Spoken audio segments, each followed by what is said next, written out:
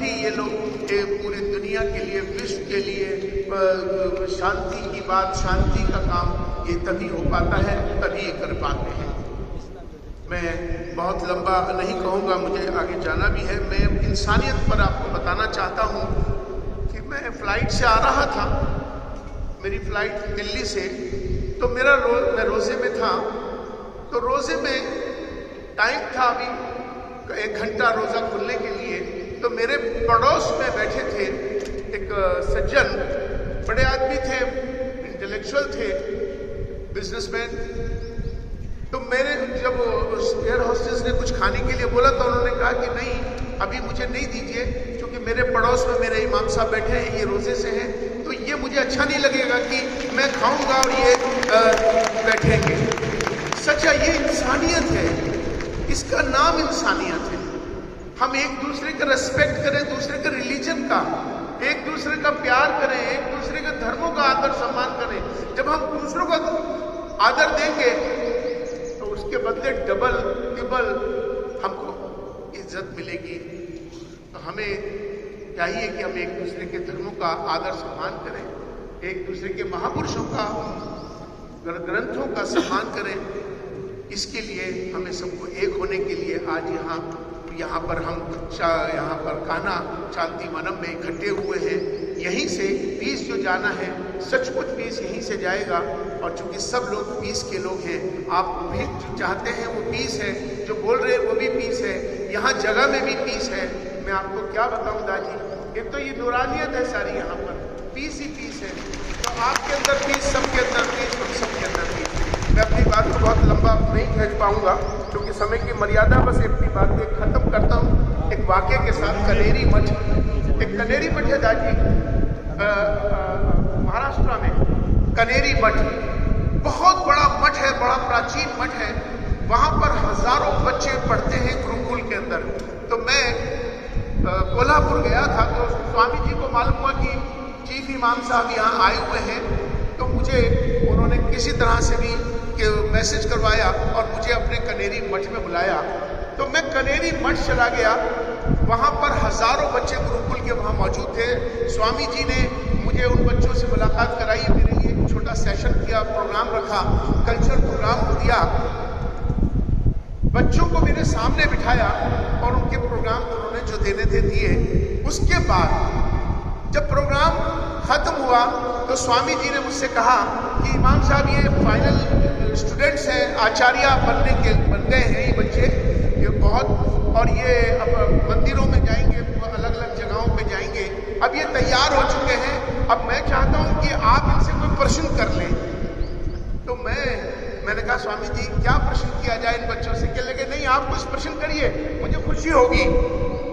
तो मैंने उन बच्चों से एक सवाल किया, मैंने कहा बच्चों ये बताओ कि ईश्वर में और भगवान में क्या अंतर है?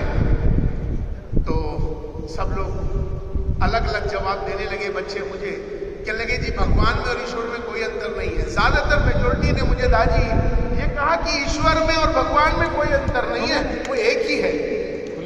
तो हमने कहा ठीक है।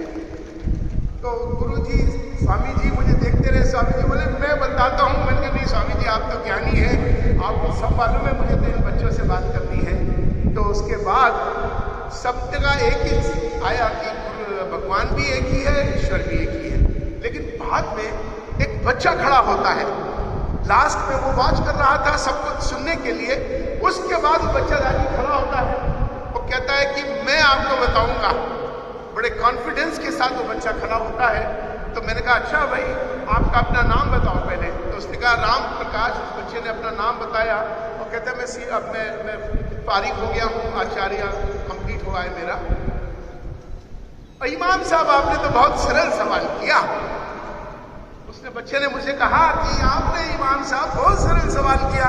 हमने कैसे? कहते ये कोई सवाल है, कोई प्रश्न किया आपने ये कि भगवान में और ईश्वर में क्या अंतर है? मैंने कहा चलिए अब आप बताइए। तो कहने लगा वेरी सिंपल। कहते इमाम साहब जो चीज जन्म लेगी, जो चीज किसी से जन्म लेगी वो भगवान तो हो सकती है, लेकिन ईश्वर निराकार है, उसका कोई रूप कोई आकार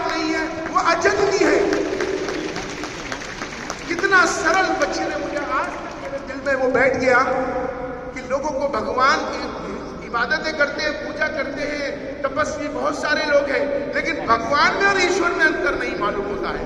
लेकिन उस बच्चे ने मुझे हिला दिया, क्योंकि हमारे यहाँ भी यही है दादी। बिस्मिल्लाहिर्रहमानिर्रहीम, कुल हुवल्लाहु अहद, अल्लाहु समद, लम यलिद वलम यूलद वलम यकुल लहू कुफुवन अहद।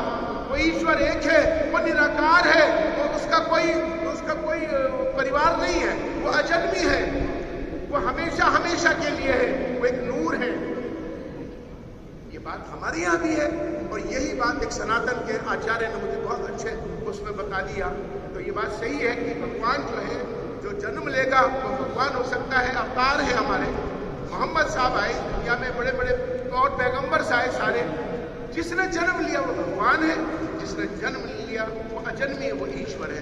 बहरहाल मैं आज इस मौके पर बहुत लंबा मुझे नहीं कहना है, किसी वक्त और आएंगे, लेकिन बस यही है कि रमज़ान का महीना है। इस रमज़ान के महीने में जो हम रोज़े रखते हैं, 5 वक्त जो नमाज पढ़ते हैं, उसमें भी यही है कि हम अपने शरीर की शुद्ध, आत्मा को शुद्ध, दोनों को शुद्ध करते हैं, और जिससे के अंदर हमारे अंदर एक पाकीज़गी हो, हम बिल्कुल प्योर बने। तो इसीलिए इस पर रमज़ान के पवित्र महीने में मैं तमाम सबको दुआ भी करता हूँ कि आप सब और पूरा विश्व हमारा शांति के लिए, और पूरा विश्व हमारा शांति से रहे, और सब एक दूसरे से प्यार करें, एक दूसरे से मोहब्बत करें। यही तो असल हमारा मकसद है, यही हमारा पैगाम है। इसी को हमें आम करने की ज़रूरत है, क्योंकि सब हम इंसान हैं और हमें इंसानियत को अपना बरकरार रखना है। इन्हीं शब्दों के साथ मैं बहुत बहुत दोबारा से दाजी का और इंस्टीट्यूशन का जो यहाँ के ऑर्गेनाइजर्स हैं, मिनिस्ट्री ऑफ कल्चर का, यहाँ की आपकी लोगों की हॉस्पिटैलिटी का, तमाम सब के लिए मैं बहुत बहुत शुक्रगुजार हूँ, और बहुत बहुत धन्यवाद, बहुत बहुत धन्यवाद। क्या बात है।